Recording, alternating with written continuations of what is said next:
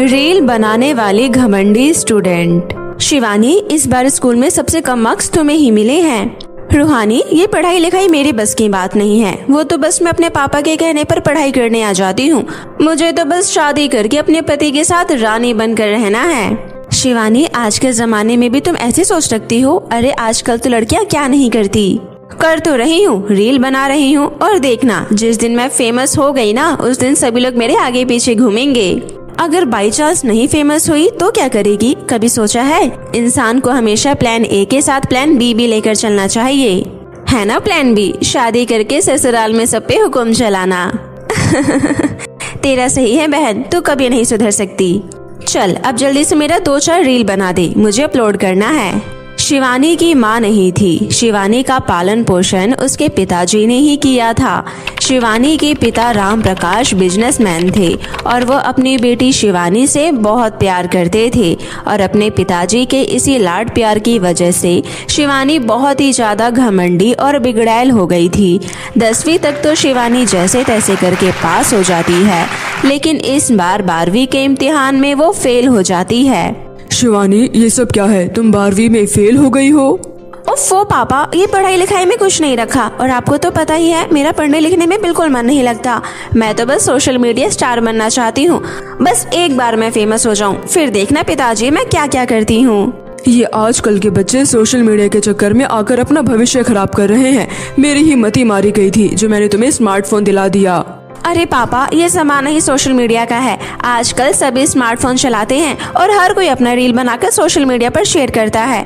पापा, मैं रील बनाने पार्क जा रही हूँ, शाम को आऊंगी, बाय। शिवानी फोन और अपना बैग लेकर घर से निकल जाती है, और शिवानी का सोशल मीडिया के प्रति इतनी दीवानगी देखकर राम प्रकाश बहुत चिंतित हो जाते हैं, और वो अपनी बहन को फोन करके सब बताते हैं। अरे भैया, आप चिंता मत करिए, नया नया उम्र है, अभी नादान है, एक दिन समझ जाएगी। मेरी मानिए तो आप अब शिवानी की शादी करवा दीजिए। ससुराल जाएगी तो खुद ब खुद सब कुछ समझ जाएगी। आखिर शादी की उम्र भी तो हो गई है। ये तुम सही कह रही हो, मुझे अब शिवानी की शादी ही करनी पड़ेगी। मेरी नजर में एक लड़का है भैया, आप कहो तो मैं बात करूं? इधर शिवानी रील बनाकर थक चुकी थी। वो पार्क में बैठकर बर्गर खा रही थी। अरे ये बर्गर तो बहुत ज्यादा हो गया, मुझसे तो खाए भी नहीं जा रहा। तभी शिवानी को वहाँ कुछ झुग्गी वाले बच्चे भीख मांगते हुए दिखते हैं। ए सुनो, ये सारे बर्गर तुम सारे बच्चे मिलकर खा लो। पर दीदी, ये तो आपने छोटा कर दिया है। अरे तो इसमें क्या हुआ? अब क्या मैं तुम जैसे फटीचर के लिए बर्गर किंग से बर्गर लेकर आऊंगी? ये खाना है तो खा लो, वरना मैं इसे डस्टबिन में डालने जा रही हूँ। नहीं नहीं दीदी, हम ये खा लेंगे। उसके बाद शिवानी उन बच्चों के साथ भी बर्गर खाते हुए रील बनाती है। शिवानी जब शाम को घर आती है तब राम प्रकाश शिवानी को लड़के की फोटो दिखाते हैं। पापा, मैंने आपको कहा ना, मुझे भी शादी नहीं करनी है। मैं भी शादी नहीं करना चाहती हूँ, अभी तो मैं फेमस भी नहीं हुई हूँ। देखो बेटा, लड़का अच्छा है, और सबसे बड़ी बात तुम्हारी बुआ की सहेली का बेटा है। ये चोमू सा लड़का, मैं इसे हरगिज शादी नहीं करूँगी। चोमूसा नहीं है, सरकारी ऑफिसर है। और हाँ, अगर तुमने इससे शादी से इनकार किया तो आज से तेरा फोन चलाना बंद, और तेरा सारा पॉकेट मनी भी बंद। कैसी बातें कर रही हैं पापा? लड़का उतना भी बुरा नहीं है, मैं शादी के लिए तैयार हूँ। बस आप वादा करो, आप मुझसे फोन नहीं लेंगे और आप मुझे शादी के बाद आईफोन दिलाएंगे। ठीक है बेटी। और फिर इस तरह कुछ दिनों में शिवानी की शंकर नाम के लड़के से शादी हो जाती है। शिवानी अपनी शादी पर भी खूब रील बनाती है, और जब ससुराल आती है तब, अरे आशा, तेरी बहू सिर्फ रील ही बनाती रहती है या फिर इसे कुछ काम वाम भी करना आता है? अरे विमला बहन, मेरी बहू सब कुछ कर लेती है। तेरी उस काली बहू से तो अच्छी ही है मेरी रील वाली बहू। देख तो, इसके ससुराल वालों ने आईफोन दिया है मेरी बहू को, और साथ ही घर का सारा सामान भी, और मेरे बेटे को भी 4 व्हीलर दिया है। ये तो बहुत अच्छी बात है, तेरे घर तो साक्षात लक्ष्मी आई है। घर में पैर रखते ही सामान से घर को भर दिया। और एक हमारी बहू है, भिखारी की खानदान की, उसके घर वालों ने तो एक बर्तन तक नहीं दी। शिवानी की सास आशा शिवानी से बहुत खुश थी, क्योंकि एक तो शिवानी दिखने में भी बहुत सुंदर थी, ऊपर से उसके पापा ने दहेज भी खूब सारा दिया था। अरे मेरी बहू, तू तो लाखों में एक है, लाखों में। माँ जी, अब मैं कमरे में जा रही हूँ। जा बहू, जाकर आराम कर। शिवानी जल्दी से अपने कमरे में जाती है और रील बनाने लगती है। अगले दिन शिवानी की नंद उसके पास आती है। चले भाभी, माँ आपको आपकी पहली रसोई के लिए बुला रही है। लेकिन मुझे तो खाना बनाना नहीं आता है।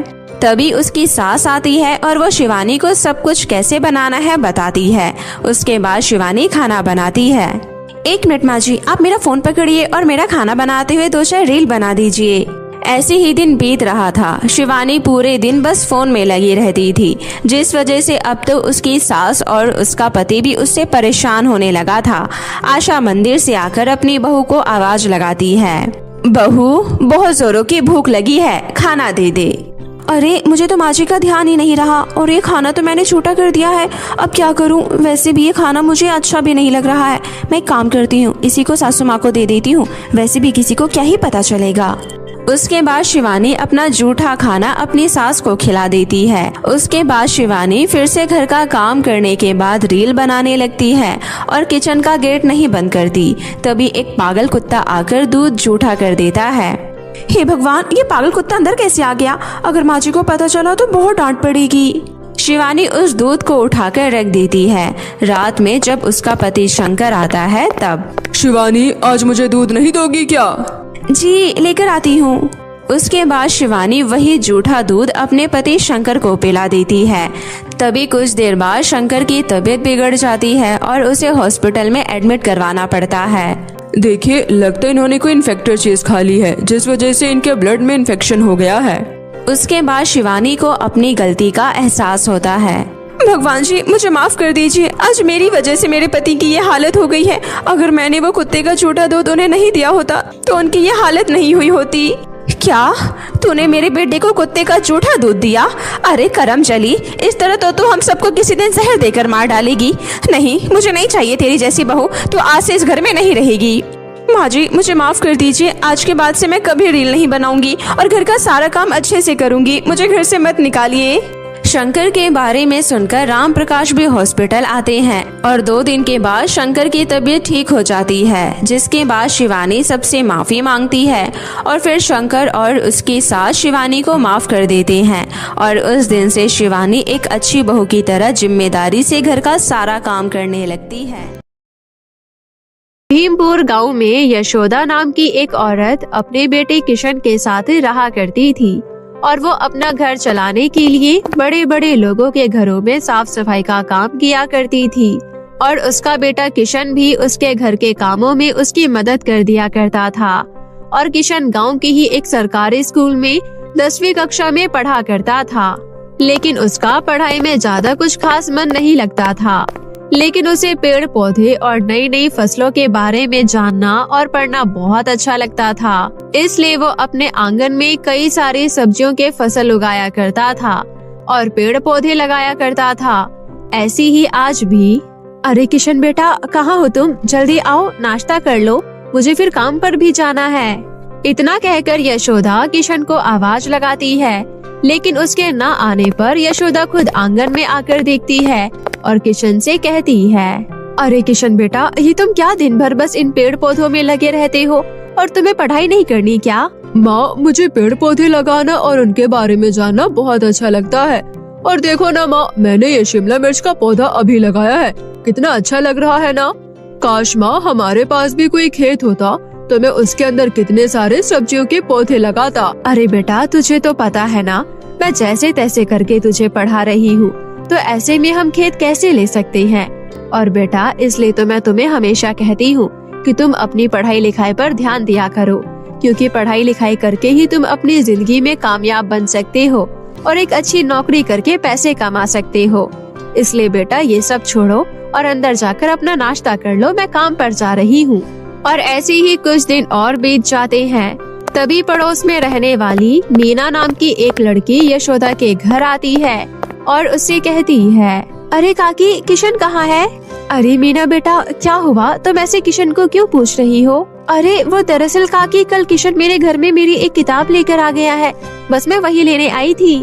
लेकिन बेटा, किशन तुम्हारी किताब लाकर क्या करेगा? वो काकी, मैं कल लाइब्रेरी से पेड़ पौधों से रिलेटेड कुछ किताबें लेकर आई थी, बस तभी किशन मुझसे वो किताबें लेकर चला गया था। लेकिन आज मुझे वो किताबें वापस जमा करनी है, इसलिए बस मैं वही लेने आई थी। उसी समय किशन वहाँ पर किताब पढ़ते हुए आ जाता है और कहता है, ये लीजिए मीना दीदी आपकी किताब, मुझे किताब पढ़कर बहुत अच्छा लगा। इतना सुनकर मीना वो किताब लेकर वहाँ से चली जाती है। तभी यशोदा कहती है, किशन बेटा, ये तुम क्या हमेशा फालतू की किताबें पढ़ते रहते हो? क्या तुम्हारा पढ़ाई में बिल्कुल भी मन नहीं लगता है? अरे मैं यहाँ दिन रात मेहनत करके तुम्हें पढ़ा रही हूँ कि शायद एक दिन तुम भी पढ़ लिख कर कामयाब बन सकोगे, लेकिन तुम तो इन पेड़ पौधों से बाहर ही नहीं निकलना चाहते हो। और अगर तुम्हारा रवैया ऐसा ही रहा ना, तो मैं तुम्हारे ये सारे पेड़ पौधे उखाड़ कर फेंक दूंगी।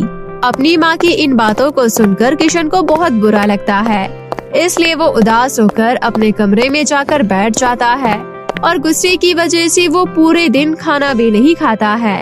तभी शाम को जब यशोदा घर वापस आती है तो वो किशन को आवाज लगाते हुए कहती है, अरे किशन बेटा, जल्दी बाहर आओ, देखो आज मैं तुम्हारे लिए तुम्हारे मन पसंदीदा जलेबियाँ लेकर आई हूँ। मुझे नहीं खाना माँ।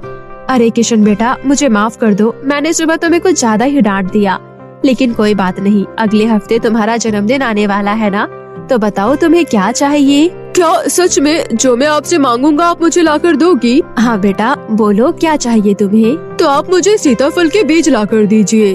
अच्छा ठीक है, मैं जिन मालकिन के यहाँ काम करती हूँ उनके बगीचे में भी सीताफल के कुछ पौधे लगे हुए हैं, तो मैं उनमें से एक पौधा मांगने की कोशिश करूँगी, ठीक है? इतना सुनकर किशन बहुत खुश हो जाता है और फटाफट से बाहर आकर अपनी माँ को गले लगा लेता है। और ऐसे ही अगले दिन जब यशोदा फिर से काम पर जाती है तो वो अपनी मालकिन से कहती है, मालकिन, अगले हफ्ते मेरे बेटे का जन्मदिन है, तो उसने मुझसे उपहार में सीताफल के कुछ बीज मांगे हैं, लेकिन बीज तो मेरे पास नहीं है, तो क्या आप मुझे सीताफल का एक पौधा दे सकती हैं? क्या कहा तूने? तुझे सीताफल का पौधा चाहिए? अरे मैंने यहाँ कोई क्या नर्सरी खोल रखा है जो मैं तुझे पौधे देती फिरूं?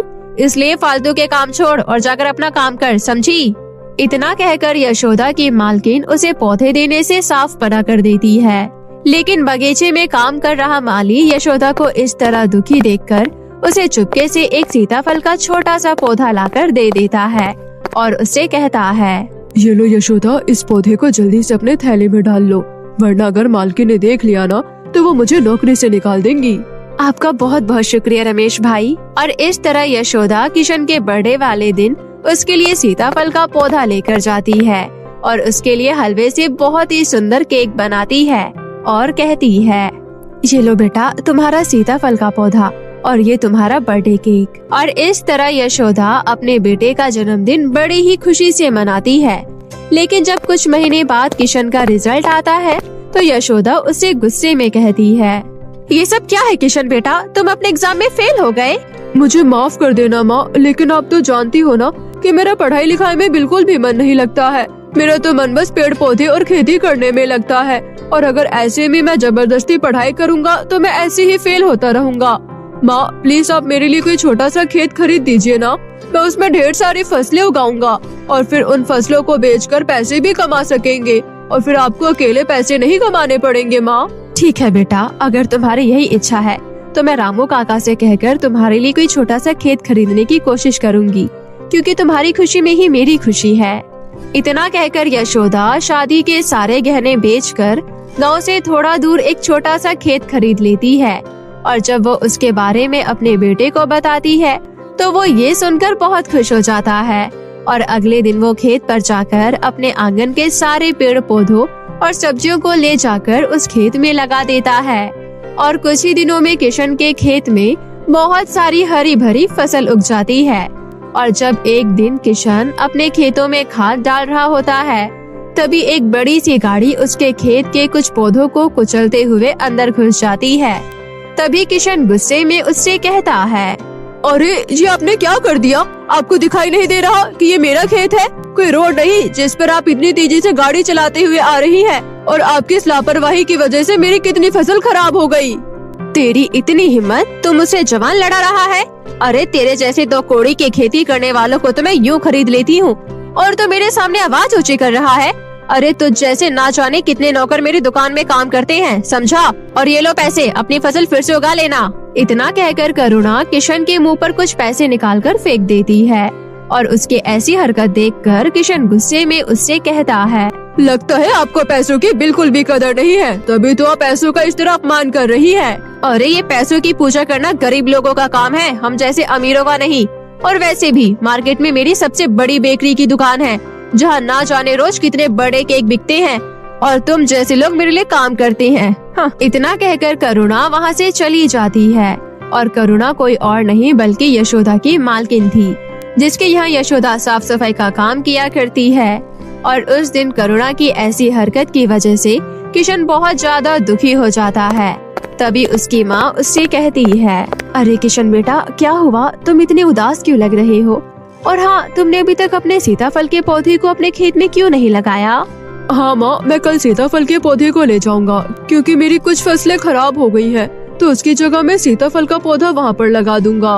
और ऐसे ही अगले दिन किशन सीताफल का पौधा ले जाकर उसे अपने खेत की खाली जगह पर लगा देता है और उसमें अच्छे से खाद और पानी डाल देता है। और अगले दिन किशन जब वापस खेत पर आता है तो उसकी आंखें फटी की फटी रह जाती है, क्योंकि सीताफल के पौधे पर सीताफल की जगह बड़े बड़े केक निकल आए थे। और ये सब देखकर किशन हैरान हो जाता है और कहता है, आखिर ये सब क्या है? सीताफल के पौधे पर इतने सारे केक कैसे निकल आए? मुझे तो कुछ समझ में नहीं आ रहा। इतना कहकर किशन फटाफट से अपनी माँ को खेतों पर बुलाता है।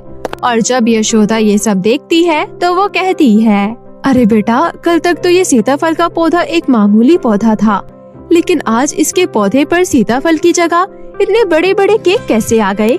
इसका मतलब ये एक जादुई खेत है। लेकिन माँ, अब हम इतने सारे केक का क्या करेंगे? हम अकेले तो इतना सारा केक नहीं खा सकते हैं ना? अरे बेटा, हम इन केक से अपनी एक बेकरी की दुकान खोल सकते हैं, फिर इससे हमारी और भी अच्छी खासी कमाई होगी। तुम बेकरी की दुकान चलाना और मैं यहाँ खेतों पर रहकर इन पौधों की देखभाल करूँगी। और इस तरह यशोदा और किशन मिलकर मार्केट में करुणा की दुकान के सामने ही अपनी एक बेकरी की दुकान खोलते हैं और बहुत कम रेट में वो लोगों को केक बेचते हैं। और उनके केक के अनोखे स्वाद और कम रेट की वजह से सभी लोग किशन की दुकान से केक खरीदना शुरू कर देते हैं। और देखते ही देखते किशन की बेकरी की दुकान पूरे गांव में फेमस हो जाती है और उसकी दुकान पर लोगों की भीड़ लग जाती है। और वही करुणा की दुकान के सभी ग्राहक उसके घमंड और उसके ज्यादा रेट होने की वजह से उसे केक खरीदना बंद कर देते हैं। और देखते ही देखते करुणा की दुकान पर ताला लग जाता है और उसका घमंड टूटकर चकनाचूर हो जाता है। और वही किशन अपनी मेहनत और जादुई केक की खेती की वजह से अपनी जिंदगी में कामयाब हो जाता है और वो अपना एक बड़ा सा घर बनवाकर अपनी माँ के साथ खुशी खुशी अपना जीवन गुजारने लगता है। गरीब की बेटी ने पहना मेहंदी वाला लहंगा चोली। नागपुर नाम के एक छोटे से गांव में अंजलि नाम की एक लड़की अपने माता पिता के साथ रहा करती थी। अंजलि जितनी ही गरीब घर की थी, उसके सपने उतने ही बड़े थे। तभी एक दिन अंजलि शीशे के आगे अपने आप को निहारते हुए कहती है, मेरी खूबसूरती का तो कोई जवाब ही नहीं, इसलिए मैं अपने सपनों के साथ कोई भी कॉम्प्रोमाइज नहीं करूंगी। मुझे तो मुंबई जाकर अपने सपनों को पूरा करना है, बॉलीवुड में अपनी एक पहचान बनानी है। अंजलि इतना कह ही रही होती है कि उसी समय उसकी माँ सुमित्रा वहाँ पर आती है और उससे कहती है, अरे बेटी, ये तू क्या दिन भर बस शीशे के आगे खड़ी रहती है? तेरे पास और कुछ काम नहीं है क्या? अरे माँ, अपने इस खूबसूरत चेहरे को शीशे में देखने से ज्यादा और क्या जरूरी काम हो सकता है? और देखना, एक दिन आपको भी लोग इस चेहरे के बदौलत जानेंगे, फिर उस दिन आप भी फेमस हो जाओगी अपनी बेटी की वजह से। अंजलि बेटा, हम कोई करोड़पति नहीं हैं, और तू क्यों बार बार भूल जाती है कि तेरे पिता एक गरीब मजदूर है और हम गरीबों के सपने कभी पूरे नहीं होते हैं। इसलिए तुम्हारे पिताजी कह रहे थे कि तुम्हारी जल्द से जल्द किसी अच्छे घर में शादी करवा देनी चाहिए। पर माँ, मुझे भी शादी नहीं करनी है, आपको तो पता है ना। उसी समय वहाँ पर अंजलि का पिता मनमोहन आ जाता है और वो कहता है, बेटी, तू चिंता मत कर, तेरा बाप तेरी शादी ऐसे ही किसी भी घर में नहीं कर देगा। माना कि तेरा बाप बहुत गरीब है, लेकिन तुझे पता है कि मेरा एक दोस्त है विनोद, जो इस समय शहर का एक बहुत बड़ा बिजनेसमैन है, लेकिन अभी तक हम दोनों की दोस्ती पहले की ही तरह बरकरार है। इसलिए उसने एक दिन मुझसे फोन पर अपने बेटे के रिश्ते के लिए पूछा था तो मैंने भी उसे तेरा नाम बता दिया। और अगर ये रिश्ता पक्का हो गया ना बेटी, तो तू भी अपने सपनों को पूरा करने के लिए मुंबई जा सकेगी। फिर तुझे अपने इस गरीब बाप की झोपड़ी में रहना नहीं पड़ेगा। अपने मजबूर माता पिता की ऐसी बातें सुनकर अंजलि की आंखों में आंसू आ जाता है और वो कहती है, पिताजी, ये मेरे लिए कोई गरीब झोपड़ी नहीं है, ये तो मेरे बचपन का आशियाना है जहाँ पर मैं पली बड़ी हूँ। और अगर आप लोग यही चाहते हैं तो ठीक है, आप लोग जिससे भी मेरी शादी करवाना चाहती हैं, मैं तैयार हूँ। माँ, मैं दिव्या के घर जा रही हूँ। अंजलि की एक बहुत अच्छी सहेली थी दिव्या, और उन दोनों का बचपन एक साथ एक ही गांव में गुजरा है, इसलिए वो अंजलि के हर सुख दुख में उसका साथ देती थी। और दिव्या ने शुरू से ही फैशन डिजाइनर का कोर्स किया था, इसलिए उसे लोगों को सजाना बहुत अच्छा लगता था और अंजलि को सजना, इसलिए उन दोनों की आपस में बहुत अच्छी दोस्ती थी। और ऐसे ही आज भी अंजलि अपनी दोस्त दिव्या के घर जाती है और उससे कहती है, दिव्या, तुझे पता है ना कि मैं मुंबई जाकर एक हीरोइन बनना चाहती हूँ, लेकिन अब मैं अपने इस सपने को पूरा नहीं कर सकती क्योंकि मेरे माता पिता मेरी शादी करवा रहे हैं। ये तो क्या कह रही है अंजलि? तुझे पता है ना कि तूने वो ड्रेस कितनी मुश्किल से खरीदी थी, तो अब तू उसका क्या करेगी? अब उस ड्रेस को तू ही रख लियो अपने पास। बड़ी मुश्किल से पैसे जोड़ जोड़ कर मैंने वो ड्रेस खरीदा था कि जब मैं भी किसी फैशन शो में जाऊंगी तो मैं उसी ड्रेस को पहनूंगी, लेकिन शायद अब मेरा वो सपना कभी पूरा नहीं हो सकता। उसी समय अंजलि की नजर एक एडवर्टाइजमेंट पेपर पर जाती है और वो उसे उठाकर कहती है, अरे ये क्या है दिव्या? अरे यार देखो, मैं ये पेपर लेकर तुम्हारे पास ही आने वाली थी, लेकिन तुम्हारी बातों के आगे मैं सब भूल गई। तुझे पता है हमारे गांव में भी एक फैशन शो होने वाला है, तो क्यों ना तू अपनी शादी से पहले एक बार इस फैशन शो में भाग ले ले। इससे तू अपनी वो ड्रेस भी पहन पाएगी और तेरा रैंप वॉक करने का सपना भी पूरा हो जाएगा, वरना शादी के बाद पता नहीं फिर तुझे ये मौका मिले ना मिले। अरे वाह, ये तो बहुत अच्छा आइडिया है। Thank you so much Divya. तुझे नहीं पता मैं ये सुनकर कितनी खुश हूँ। कम से कम मेरा एक सपना तो पूरा होने जा रहा है। दिव्या की बात सुनकर अंजलि की खुशी का कोई ठिकाना ही नहीं होता। लेकिन दिव्या, ये फैशन शो कब है? बस आज से 2 दिन बाद। अरे यार, ये तो बहुत कम टाइम है। तुझे तो अभी मेरी ड्रेस की फिटिंग भी करनी पड़ेगी। अरे यार, तो उसकी चिंता मत कर, सब हो जाएगा। ऐसे ही अगले दिन अंजलि अपनी ड्रेस लेकर दिव्या के पास जाती है और दिव्या अंजलि के बॉडी के हिसाब से उस ड्रेस को फिटिंग कर देती है। और उसके अगले दिन अंजलि अपनी ड्रेस को चुपके से लेकर दिव्या के घर चली जाती है, जहां दिव्या अंजलि को बहुत ही सुंदर तरीके से तैयार करती है। और तैयार होने के बाद अंजलि किसी खूबसूरत हीरोइन से कम नहीं लग रही थी और रैंप वॉक करते समय अंजलि बहुत ही ज्यादा कॉन्फिडेंट लग रही होती है और उसकी खूबसूरती देखकर वहाँ पर आए सभी लोग उसकी तरफ आकर्षित होने लगते हैं। उसी समय एक बहुत बड़ा फोटोग्राफर अंजलि के पास आता है और उससे कहता है, क्या मैं आपसे एक बात पूछ सकता हूँ? आपने अपना ये ड्रेस कहाँ से डिजाइन करवाया है? क्या आपकी कोई पर्सनल डिजाइनर है क्या? अरे नहीं नहीं, ऐसी कोई बात नहीं है। ये तो मैंने अपने गांव के एक छोटे से दुकान से खरीदा था, क्योंकि मेरे पास ज्यादा पैसे नहीं थे, इसलिए मैंने ये सिंपल सी ही ड्रेस खरीदी थी।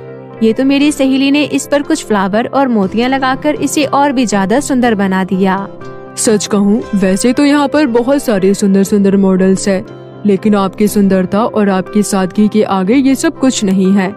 इसलिए इस फैशन शो की विनर बनने की असली हकदार आप हैं। और इस तरह अंजलि वो फैशन शो जीत जाती है और उसकी खुशी का कोई ठिकाना नहीं होता।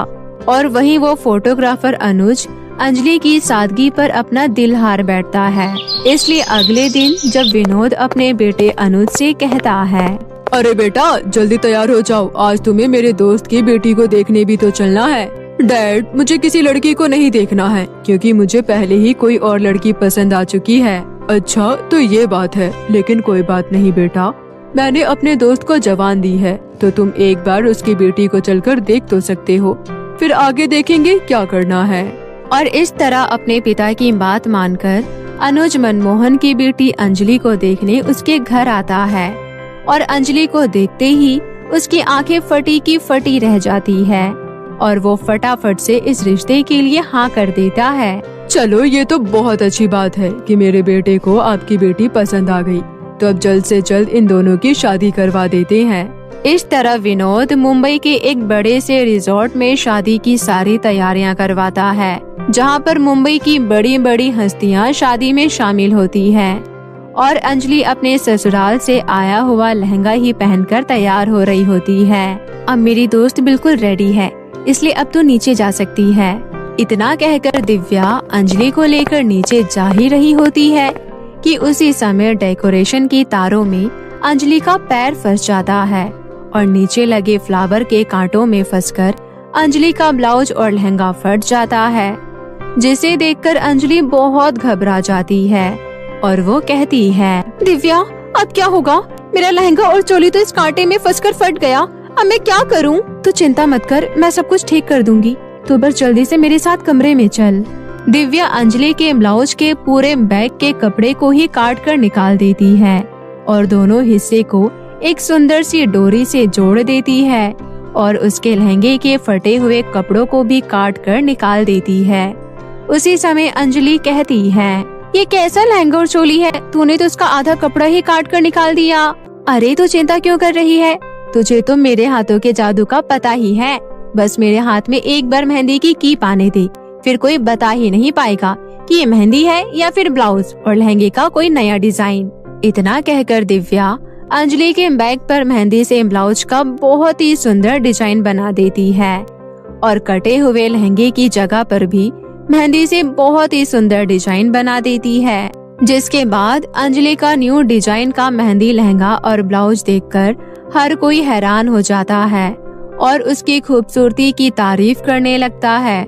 उसी समय अनुज का एक दोस्त किशोर वहाँ पर आता है और वो अंजलि से कहता है, हेलो अंजलि, मैं अनुज का दोस्त किशोर हूँ और मैं एक फिल्म का डायरेक्टर भी हूँ और मुझे तुम्हारी जैसी ही किसी खूबसूरत लड़की की तलाश थी, तो अगर तुम चाहो तो हम आगे साथ में काम कर सकते हैं। किशोर बिल्कुल सही कह रहा है अंजलि, और मेरे लिए तो ये और भी अच्छी बात होगी, क्योंकि अगर तुम घर पर नहीं होगी तो मैं तुम्हें कम से कम टीवी पर तो देख लूंगा। और हाँ अंजलि, तुम्हारे ये ब्लाउज और लहंगे का डिजाइन तो सबसे यूनिक है। मैंने आज तक किसी भी लहंगे और ब्लाउज का ऐसा डिजाइन नहीं देखा। क्या तुम्हारी कोई पर्सनल डिजाइनर है क्या? अरे नहीं, ये मेरी कोई पर्सनल डिजाइनर नहीं है, बल्कि ये मेरी दोस्त है और अगर आप चाहे तो मैं आपको उससे मिलवा सकती हूँ। क्यों नहीं, जरूर, क्योंकि मैं भी अपनी फिल्मों में नई नई डिजाइन के कॉस्ट्यूम ट्राई करता रहता हूँ, तो आप मुझे उनसे मिलवा देना। ऐसे ही कुछ ही देर में अनुज और अंजलि की शादी हो जाती है और शादी के बाद अंजलि को बहुत सारे फिल्म और मॉडल्स के ऑफर मिलने लग जाते हैं और अंजलि की सारी ड्रेस अब दिव्या ही डिजाइन किया करती थी और इस तरह अंजलि के साथ साथ दिव्या की किस्मत भी चमक जाती।